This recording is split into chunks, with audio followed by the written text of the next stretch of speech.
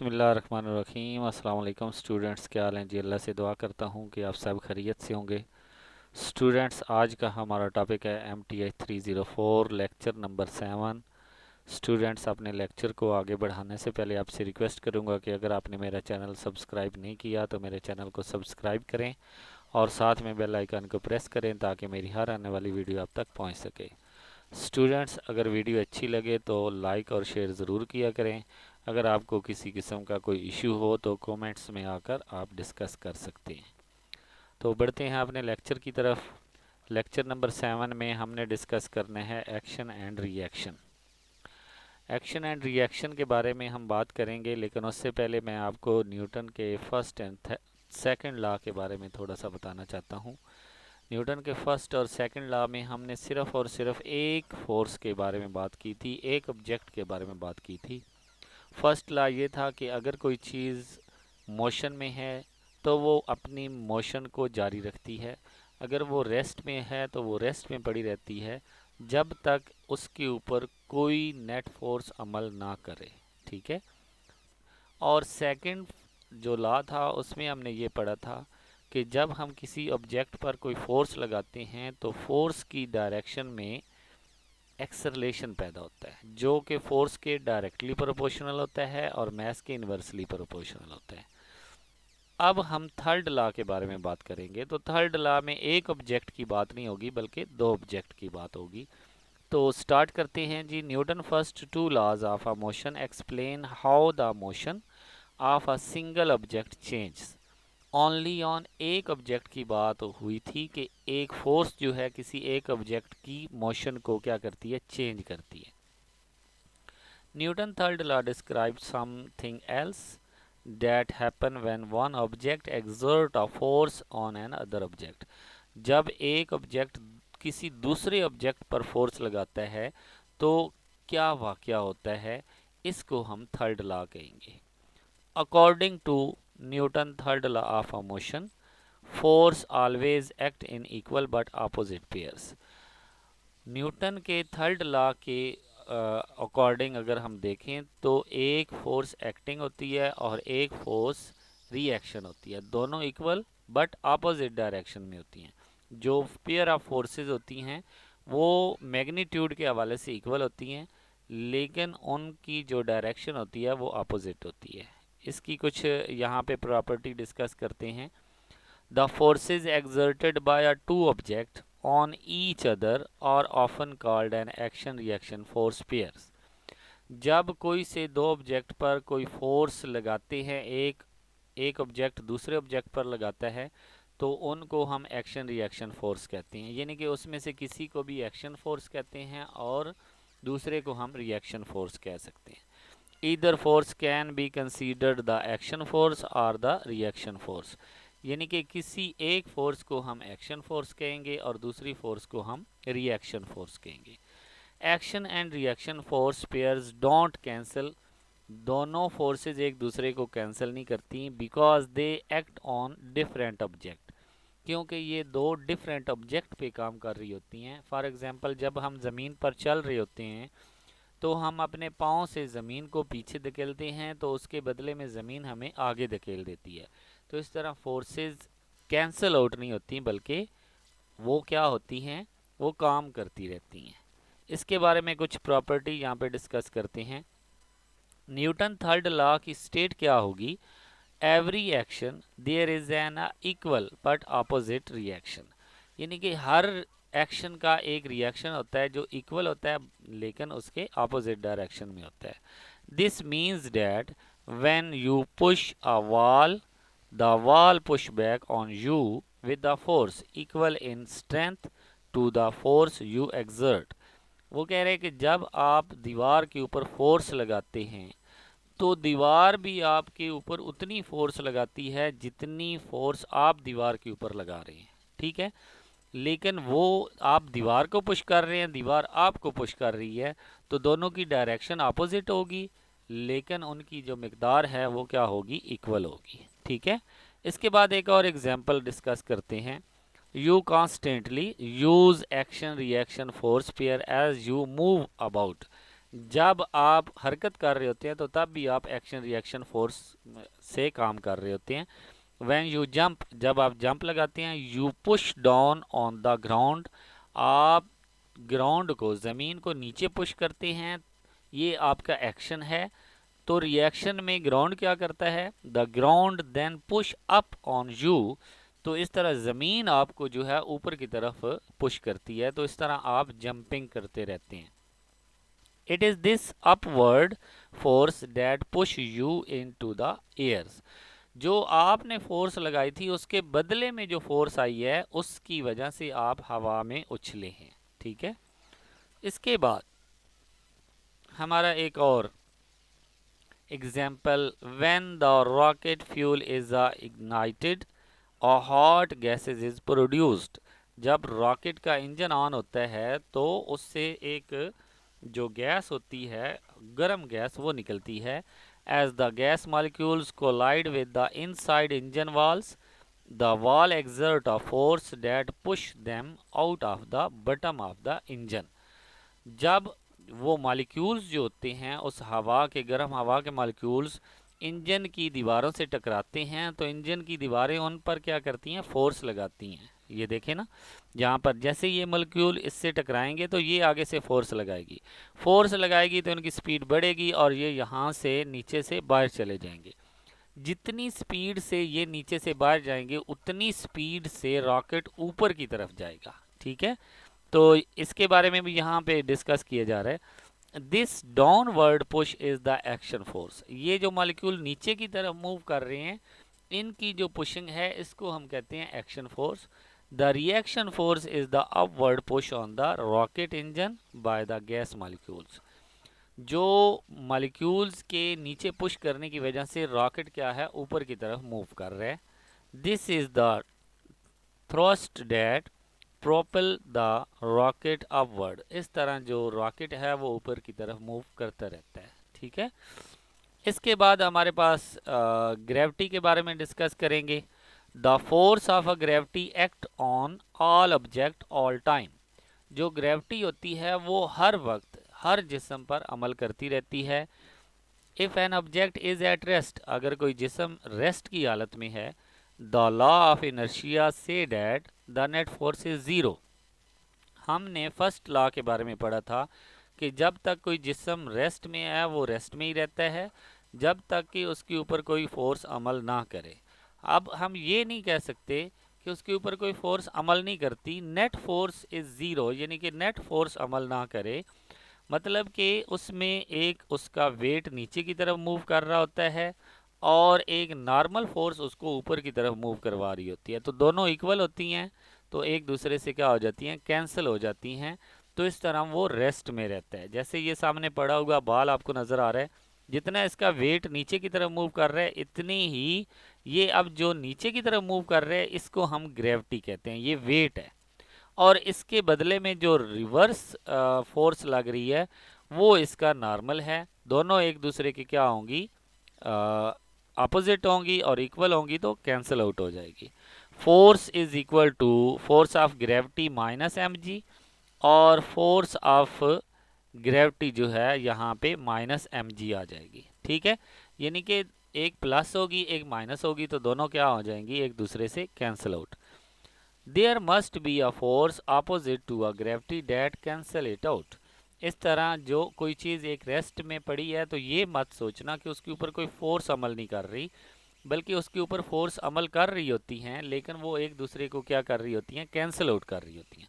हाँ, हम ये कह सकते हैं कि उनको उसके ऊपर नेट फोर्स ज़ीरो है। ठीक है, अब हम बात करते हैं कि नॉर्मल फोर्स क्या होती है। The force that opposes gravity for object on the ground is called a normal force.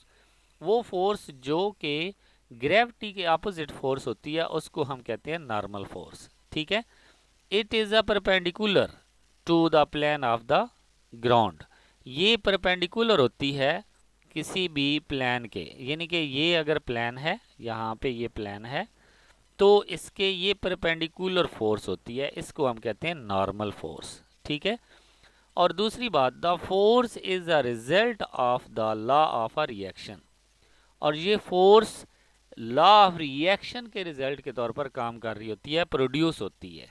कैसे? ये जो बॉल है ये नीचे की तरफ मूव करवा रहा है ग्रेविटी की वजह से, वो एक्शन हो गया, और रिएक्शन के बदले में ये नॉर्मल फोर्स है। ठीक है, तो इस तरह ये बॉल रेस्ट की हालत में पड़ा रहता है, क्योंकि एक ग्रेविटी की फोर्स और दूसरी normal force equal but opposite direction में होती हैं, तो इस तरह ये एक दूसरे को क्या कर देती हैं, कैंसल आउट। नेक्स्ट हमारे पास है normal force and weight. Normal force क्या होती है ये हम पढ़ चुके हैं, अब इसका ताल्लुक वेट के साथ क्या होता है उसको हम डिस्कस करेंगे। The normal force pushing up against gravity can be measured. जो नॉर्मल फोर्स होती है वो ग्रेविटी के बदले में ऊपर की तरफ मूव करती है, यानी कि हमारा वेट नीचे की तरफ ग्रेविटी की मदद से नीचे की तरफ मूव करता है, तो उसके बदले में जो फोर्स हम पर अमल कर रही होती है ऊपर की तरफ, उसको हम नॉर्मल फोर्स कहते हैं। और ये जो हमारा वेट मेजर होता है ये भी नॉर्मल फोर्स की मदद से होता है। We measure weight with a scale that measures normal force, यानी कि हम किसी बैलेंस के ऊपर खड़े होते हैं तो ग्रेविटी उसे नीचे की तरफ खींचती है, हमें खींचती है, और उसके बदले में वो बैलेंस जो है उसमें एक नॉर्मल फोर्स ऊपर की तरफ मूव करती है। तो इस तरह हम अपने वेट जो है वो काउंट कर सकते हैं। Weight is a force, weight एक फोर्स होती है, नॉट अ मैस, मैस नहीं होता। अब ये वेट और मैस के बारे में जो डिफरेंट था ये हम प्रीवियस लेक्चर में पढ़ चुके हैं, दूसरे तीसरे लेक्चर में हमने डिस्कस किया था। वेट एक वेक्टर क्वांटिटी है, मैस एक स्केलर क्वांटिटी है। वेट का यूनिट जो है वो न्यूटन होता है, मैस का यूनिट किलोग्राम होता है। तो इस तरह ये डिफरेंट क्वांटिटीज़ हैं। पाउंड मेजर वेट, जो वेट है वो पाउंड में भी मेजर किया जा सकता है। So the force not a mass, वो फोर्स जो कि मैस नहीं होती, can be measured in a pound, उसको भी पाउंड में मेजर किया जा सकता है। इसके बाद हमारे पास आ जाती है force on a slope. Slope के ऊपर जो हम फोर्सेस लगाते हैं उनके हमने पहले तो नाम बताने हैं, उसके बाद हम उसके बारे में डिस्कस करेंगे। Draw the forces acting on the block, यहाँ पे कुछ फोर्सेस काम कर रही हैं वो आपने नाम बताने हैं। सबसे पहले बात करेंगे the force of a gravity point down with the magnitude F G is equal to M G. वो फोर्स जो परपेंडिकुलर नीचे की तरफ मूव कर रही है, जो ग्रेविटी की फोर्स है जो उसे नीचे की तरफ खींच रही है, उसको हम फोर्स ऑफ ग्रेविटी कहते हैं। ठीक है, the force normal force F N point away from the surface of the inclined plane. हमने पीछे पढ़ा था कि जो सरफेस के ऊपर परपेंडिकुलर फोर्स होती है उसको हम नॉर्मल फोर्स कहते हैं। तो ये इंक्लाइंड प्लेन की सरफेस है और इसके ऊपर जो परपेंडिकुलर फोर्स है वो ये है, इसको हम नॉर्मल फोर्स कहते हैं। दो फोर्सेस की बात होगी। तीसरी force of applied force, applied force F A double P, ये अप्लाइड फोर्स को शो कर रही है। Holds the block in place, ये वाली फोर्स जो कि इस ब्लॉक को यहाँ पे होल्ड करके बैठी है, इसको हम अप्लाइड फोर्स कहते हैं। ठीक है, ये तीन फोर्सेस होगी। अब हम इसके जो कंपोनेंट्स हैं उनके बारे में डिस्कस करेंगे। नेट फोर्स हम कैसे फाइंड कर सकते हैं, यहाँ पे देखें कि सबसे पहले तो ये हमने तीनों फोर्सेस पहले डिस्कस किए हैं, ये नॉर्मल फोर्स, ये अप्लाइड फोर्स और ये ग्रेविटी। ठीक है, तो ये देखें जो हमारे पास अप्लाइड फोर्स है उसके बदले में एक रिएक्शन हो रहा होता है, ये वाला। ठीक है, ये वाला। ठीक है, और एक जो नॉर्मल फोर्स है उसके बदले में रिएक्शन हो रहा होता है। ठीक है, तो अगर हम मिलाएं तो ये हमारे पास एक ट्रायंगल बन जाती है, और इसमें इसको हम कहते हैं वाई एक्सिस और इसको हम कहते हैं एक्स एक्सिस। अब ये वाली फोर्स जो है वो इस फोर्स के इक्वल होती है। ठीक है, अगर हम इसको कहेंगे एम जी साइन थीटा तो ये भी क्या होगी, एम जी साइन थीटा। ठीक है, और अगर हम इसको कहेंगे एम जी कॉस थीटा तो ये भी क्या होगी, एम जी कॉस थीटा। ठीक है, यानी कि हम कह सकते हैं कि नॉर्मल फोर्स जो है वो एम जी कॉस थीटा की इक्वल है और अप्लाइड फोर्स जो है वो एम जी साइन थीटा के इक्वल है। ठीक है, ये हम बात कर चुके हैं। और जो हमारी ग्रेविटी है वो हमारी वेट के इक्वल है, यानी कि जो उसका वेट होगा उसके इक्वल होगी। ठीक है, तो यहाँ पे बात करते हैं the block stay in a place on the plane, no net force along the surface, कोई भी सरफेस के ऊपर नेट फोर्स नहीं काम कर रही, no net force away from the surface, कोई भी जो सरफेस के ऊपर कोई भी फोर्स अमल नहीं कर रही, find the components of the gravity in those direction. तो ये मैं ऑलरेडी आपको बता चुका हूँ कि इसके कंपोनेंट्स कौन कौन से हैं। फाइंड द अननोन फोर्सेस, तो इसकी अननोन फोर्सेस कौन सी हैं वो भी बता चुका हूँ। तो ये कंपोनेंट्स की बात हो चुकी है। इसके बाद हम बात करेंगे टेंशन की। A taut rope has a force exert on it, एक जो टाइट रस्सी होती है उसके ऊपर उसमें जो एक खिंचाव होता है उसको हम कहते हैं टेंशन। ठीक है। If the rope is a light weight and flexible the force is uniform over the entire length, जो अगर रॉप जो है वो फ्लेक्सिबल हो तो और उसके लाइट जो है मतलब कि कम वज़न उसके साथ बांधा हो तो वो ऊपर नीचे मूव कर सकती है। ठीक है। जैसे वो बच्चों के साथ पास एक खिलौना होता है, एक साइड पे बॉल बंधा होता है और वो रॉप यानी कि रबड़ नुमा होती है, फ्लेक्सिबल होती है, तो वो खेलते रहते हैं, कभी वो बॉल नीचे जाता है कभी ऊपर जाता है। ठीक है। This force is called a tension and point along the rope, और ये इसी को हम कहते हैं टेंशन फोर्स। ठीक है। फॉर एग्जाम्पल ये वेट नीचे की तरफ मूव कर रहा है, ठीक है, और इसके बदले में एक नॉर्मल फोर्स ऊपर की तरफ मूव कर रही है, तो जो इस रस्सी के अंदर खिंचाव आएगा वो इस वेट के बदले में आएगा। तो इस तरह हम कहते हैं F T is equal to minus M G F G. ठीक है, क्योंकि ये दोनों इक्वल बट अपोजिट डायरेक्शन में है। ठीक है। इसके बाद हम और इसकी कुछ काइंड्स के बारे में डिस्कस करते हैं। Tension and normal force are a different, जो टेंशन होती है वो और नॉर्मल फोर्स डिफरेंट होती है। ये सामने आपको दिखाया गया है कि ये हमारे पास वेट फोर्स है, ये वाला ग्रेविटी फोर्स है, और ये हमारे पास नॉर्मल फोर्स है, और ये हमारे पास टेंशन फोर्स है ये वाली। ठीक है। और ये हमारे पास अप्लाइड फोर्स है। ठीक है, या इसको आप फ्रिक्शन फोर्स भी कह सकते हैं। A pull on a object tension, कोई वो फोर्स जो किसी ऑब्जेक्ट को खींचती है उसको हम टेंशन कहते हैं। A push from a surface normal force, normal force वो होती है जो सरफेस को नीचे की तरफ पुश करती है, और टेंशन वो होती है जो किसी चीज को अपनी तरफ खींचती है। ठीक है। ईदर वन और बोथ में बी रिप्रेजेंट, कभी कभार ये होता है कि दोनों एक ही जगह पे रिप्रेजेंट हो रही होती हैं। ठीक है। इसके बाद यहाँ पर हम बात करेंगे कि इक्विलिब्रियम क्या होती है। Two weight are hung supported by string, ये दो वेट्स जो हैं ये यहाँ पे लटकाए गए हैं, इनके ऊपर कुछ फोर्सेस काम कर रही हैं। On the lower block the two forces balance, F T two is equal to M G two. ये जो हमारे पास नीचे वाला मैस है इसके एक नीचे फोर्स अमल कर रही है जिसको हम कहते हैं ग्रेविटी फोर्स, और वो किसकी इक्वल है एम टू जी। ठीक है। और इसके ऊपर एक फोर्स अमल कर रही है जिसको हम कहते हैं टेंशन, और ये है एफ टी टू। ठीक है। ये दोनों इक्वल हैं क्योंकि जितना इसका वेट है उतनी ऊपर इसमें खिंचाव है, यानी कि यहाँ तक का जो रस्सी का हिस्सा है उसमें उतनी ही फोर्स मौजूद है जितना M2 का मैस है। ठीक है।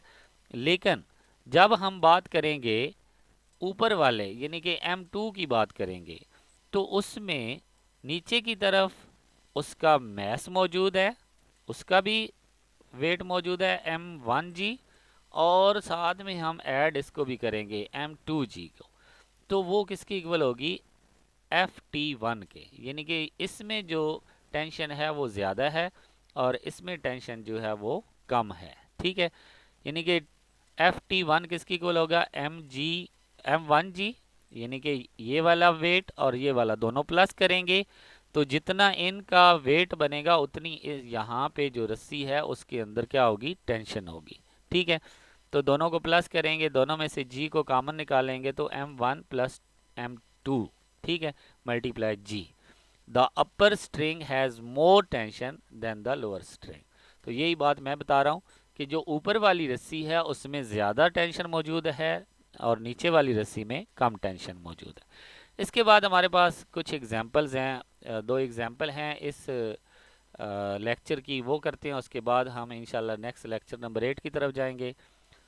Calculate the normal force when a book of mass 3 kilogram is placed on a horizontal table. ये हमारे पास एक बुक पड़ी है टेबल के ऊपर, ठीक है। तो इसकी हमने नॉर्मल फोर्स फाइंड करनी है, ठीक है, ये वाली फोर्स। तो पहले तो हम इसका वेट निकालेंगे। वेट किसकी इक्वल है, नीचे की तरफ मूव कर रहे हैं तो किसकी इक्वल है, एम जी के। तो एम हमारे पास 3 किलोग्राम है और जी की वैल्यू हम अपने पास से 10 मीटर पर सेकंड लगाएंगे तो 3 × 10 30 न्यूटन आ जाएगा, ठीक है। और हमने पीछे पढ़ा है कि ये दोनों क्या होती हैं, इक्वल होती हैं बट अपोजिट डायरेक्शन में होती हैं, ठीक है।